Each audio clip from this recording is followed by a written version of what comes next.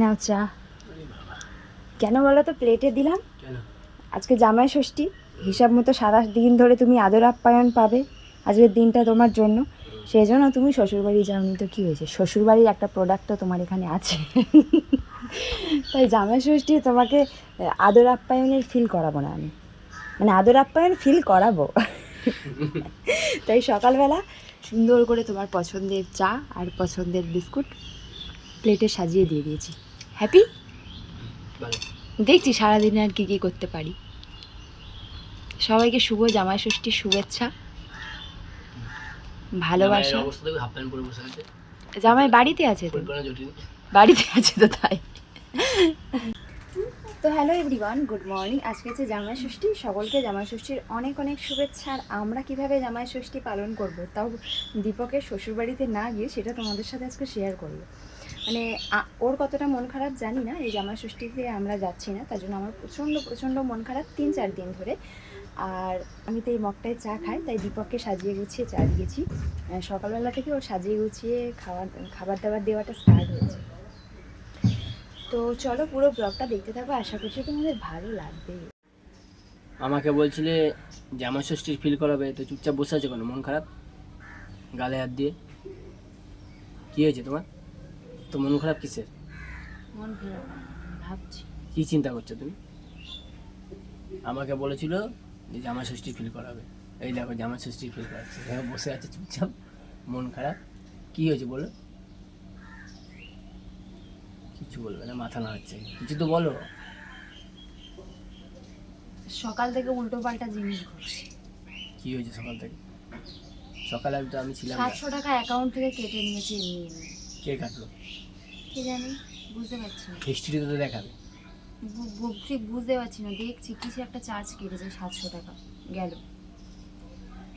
ও ওইটা মনে হচ্ছে কিসে বলো তো, 639 টাকা।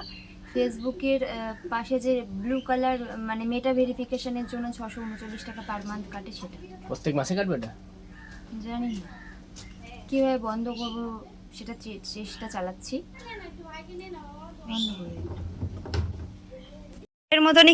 দইয়ের মতনই খেতে লাগছিল, কিন্তু অনেক ফ্রিজে দেওয়ার পর না শক্ত হয়ে গেছিল পুরো। আইসক্রিম হয়ে গেছে, দই ফ্লেভার আইসক্রিম। দই আইসক্রিম হয়ে গেছে। দই আইসক্রিম কিন্তু ভালো লাগছিল, বুবু বলছে ভালো। আমি ফার্স্ট টাইম করলাম, এটাকে কখনো করিনি তো, তাই না? কিছু একটা মানে কিছু একটা ইসে হয়েছে, বুবলেট হয়েছে। হ্যাঁ, কিছু একটা অসুবিধা হয়েছে। আর প্রথমবার কিছু করলে একটু ভুল ত্রুটি হয়, তাই না? নেক্সট টাইম ঠিকঠাক হবে, তাই তো? জামাইকে দই খাওয়াতে পারলাম না, আইসক্রিম খাইছি তার বদলে। ট্যালেন্ট আছে, দই আইসক্রিম। মামি তুমি বলে সব কিছু শেয়ার করবে জামাই ষষ্ঠীর। হ্যাঁ, অনেক কিছু তো সকালবেলাটা শেয়ার করেছি, তারপর তো স্নান করলাম, পুজো করলাম, তার আগে রান্নাবান্না করলাম, তো ওগুলো আর একা একা ক্যামেরা ধরে তো হয় না। আর তুমিও ব্যস্ত ছিলে ওইদিকে, তাই ধরতে বলিনি, তাই আর হলো কই। তো গাইজ আমি আজকে খেয়েছি মাছ ভাত, মাংস ভাত, ডাল। আমি রান্না করিনি, মাংসটা একজন দিয়েছে। মাছটা আমি রান্না করেছি, মাছের মাথা দিয়ে মুগের ডাল আমি রান্না করেছি, পটল ভাজা আমি রান্না করেছি, আর কি একটা করেছি। আমার খেয়ে খুব গরম লাগছে, প্রচুর প্রচুর ঘামে গেছি। ষষ্ঠীতে যাইনি, কি হয়েছে, বাড়িতেই জামাই ষষ্ঠী হয়ে গেছে আমার।